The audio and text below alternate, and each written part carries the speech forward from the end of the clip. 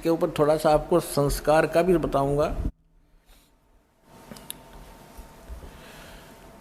कि जैसे इसने लिखा है नास्त्रे धनुष जी ने कि उसके 2 पुत्र होंगे 2 पुत्री होंगी, दास के 4 संतान है, एज इट इज। और जो ये भविष्य वक्ता होते हैं या दार्शनिक होते हैं, इनको जो भी होना है, जो भगवान ने निर्धारित कर रखा है, वो ही देख सकते हैं। और निर्धारित करनिया भगवान है, वो उसने घटा बढ़ा भी सकता है, जब समय आने पर वो उसकी अपनी मौज होती है। इसमें लिखा है कि उसके 2 विवाह होंगे। तो पुण्यात्मा परमात्मा ने संस्कार काट दिया दास का, 2 विवाहों का संस्कार था जो भगवान ये देख रहे हैं तो गलत थोड़ी देख रहे हैं। और 4 संतान का भी संस्कार था, वो चारों उत्पन्न भी हो गए। अब उत्पन्न होने मात्र से बात नहीं बनती, आगे इनकी परवरिश, इनके विवाह शादी, तो बहुत लंबा कार्य था, बहुत बड़ा ऋण था हमारा इनका, तभी तो संतान रूप में मेरे पास आए। तो 1988 में दास को उपदेश प्राप्त हुआ, 1994 में दास को यह मजदूरी मिल गई। यदि परमात्मा की शरण ना होती, समर्थ की शरण ना होती, तो इनके साथ ही रह करके इनका लेन देन करना था। फिर परमात्मा ने उनका लेन देन तो खुद किया और दास को अपने शरण में लेकर, ये दास जूनियर इंजीनियर जेई की नौकरी करता था हरियाणा सिंचाई विभाग में। और ये भी ना कोई सोचा किसी का भरम हो जाए, कोई मांगनियाँ खड़ियाँ था, इसलिए वो छोड़ दिया होगा छोटी नौकरी ना, 2 रोटी बढ़िया मिल रही थी। तो कहने का भाव यह है कि परमात्मा ने दास को अपनी शरण में लेकर, एक बड़ा लड़का एक बड़ी लड़की का केवल विवाह किया था, 2 बच्चे पढ़ ही रहे थे, उस समय दास परमात्मा के चरणों में लग गया था नौकरी त्याग कर। और वो बच्चे आज अन्य से कम नहीं हैं, यानी मालिक ने उनको औरों से भी के इक्विवेलेंट ही उनकी परवरिश करके, जो दास ने करनी थी वो भगवान ने करी। मेरा संस्कार काट दिया ना, मैं नमुल जा रहा तब फिर आप तक कैसे पहुंचा पाता इस अनमोल ज्ञान को।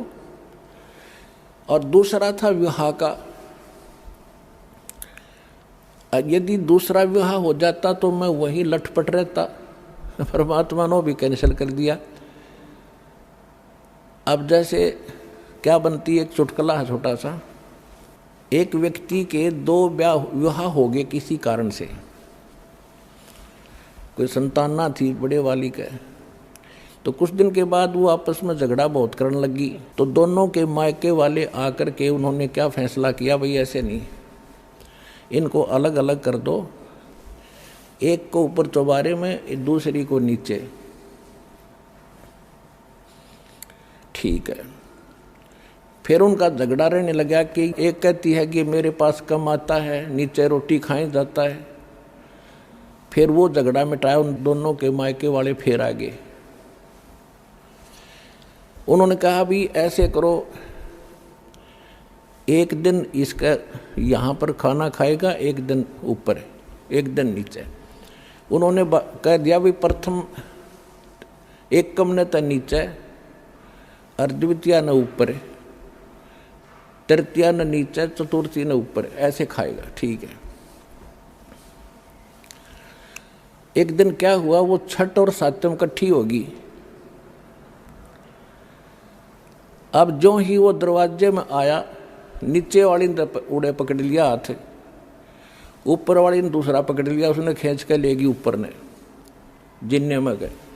फिर वह भाग के लाई नीचे घसीट के, उसने अग्नाथ सात्यम है, वह क्या छठ है, उसके गोड्डे फोड़ दिए रिहर्सल करके। तब पुण्यात्माओं 2 विवाह हो जाते थे, मेरे उड़े गोड्डे फूटे जाते। परमात्मा ने दया कर दी, एक कम साथ दी। फिर क्या हुआ, क्योंकि ये 2 विवाह इतने बुरे बताए हैं कि एक बार उसी व्यक्ति का चोरी होगी, चोर पकड़ लिया, पंचायत हुई, पंचायत में फैसला हुआ भाई जिसका धन जा रहा है वो बता दे इसको क्या सजा दें। और जिसके 2 ब्याह हो रहे थे वो दुखी छक्का था, इन्होंने बोला इसके 2 ब्याह कर दो, और छठ सातम इकट्ठी होगी जब देखूंगा इसने। तो यार छठ सातम के चक्कर में ये मालिक ने ये संस्कार दास का चेंज कर दिया।